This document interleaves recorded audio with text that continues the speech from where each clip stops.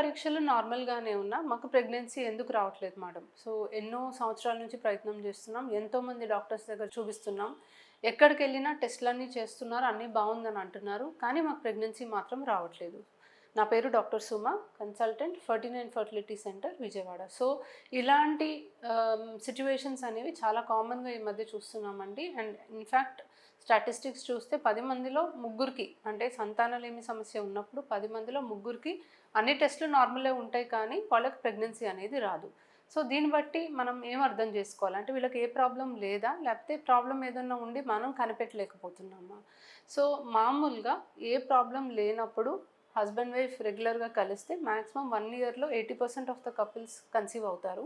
And 2 years వరకు wait చేస్తే 90% of the కపుల్స్కి pregnancy అనేది వచ్చేస్తుంది. సో ఇలా 1 ఇయర్ 2 ఇయర్స్ మాక్సిమం 1 ఇయర్ తర్వాతే మేము కన్సల్ట్ అవ్వమని చెప్తాము. సో 1 ఇయర్ తర్వాత వచ్చినప్పుడు ఆడవాళ్ళకి స్కాన్ చేస్తాము, ట్యూబ్ టెస్ట్ చేస్తాము, మగవాళ్ళకి వీర్య కణాల పరీక్ష అనేది చేస్తాం. సో ఈ 3 టెస్టులు చేసినప్పుడు మనకి ఈ 3 నార్మల్ ఉన్నంత మాత్రాన ఏ ప్రాబ్లం లేదు అని కాదు. ఏ ప్రాబ్లం లేకపోతే మ్యాక్సిమం 2 ఇయర్స్లో వాళ్ళకి ప్రెగ్నెన్సీ అయితే వచ్చేయాలి.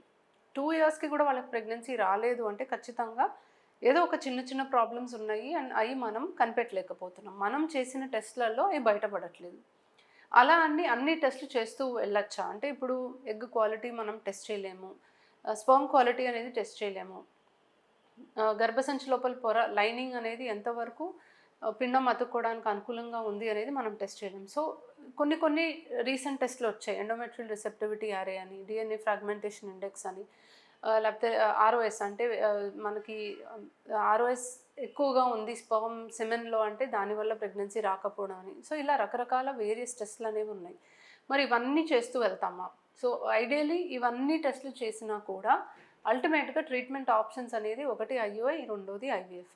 కాబట్టి ఈ హోల్ బ్యాటరీ ఆఫ్ ఇన్వెస్టిగేషన్స్ చేసి ఊరికనే వాళ్ళకి మనీ అండ్ టైం వేస్ట్ చేయడం కన్నా కూడా 2 ఇయర్స్ మ్యాక్సిమం న్యాచురల్గా ట్రై చేసి అన్ని టెస్టులు బాగుండి కూడా ప్రెగ్నెన్సీ రావట్లేదు అంటే ఫస్ట్ వీళ్ళకి యూజువలీ ఐయుఐ అనే ప్రాసెస్ ట్రై చేస్తాం.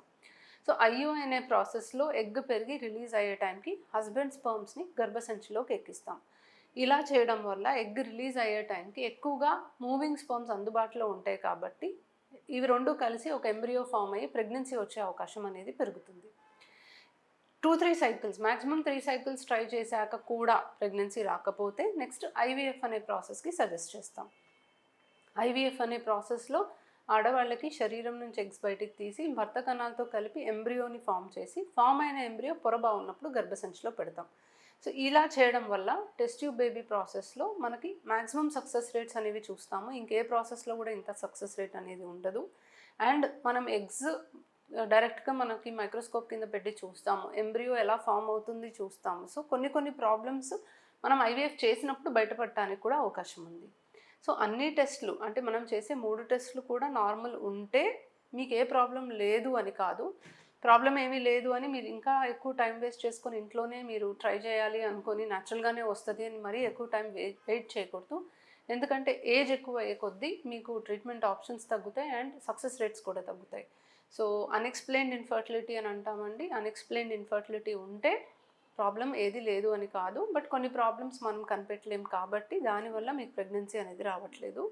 సో మీకు ఐయుఐ అనే ప్రాసెస్ ఒక 3 అటెంప్ట్స్ ట్రై చేయొచ్చు. అప్పటికి ప్రెగ్నెన్సీ రాకపోతే నెక్స్ట్ ఐవీఎఫ్కి ప్రొసీడ్ అవుతాం. ప్రాబ్లం ఏంటి అని కనిపెట్టడానికి మనం ఎన్ని టెస్టులు చేసినా ఆఖరికి మళ్ళీ ట్రీట్మెంట్ ప్లాన్ మాత్రం ఇలాగే ఐయుఐ ఫాలోడ్ బై ఐవీఎఫ్ ఉంటుంది కాబట్టి దాన్ని మేము ఎక్కువగా ఎంకరేజ్ చేయము. Thank you.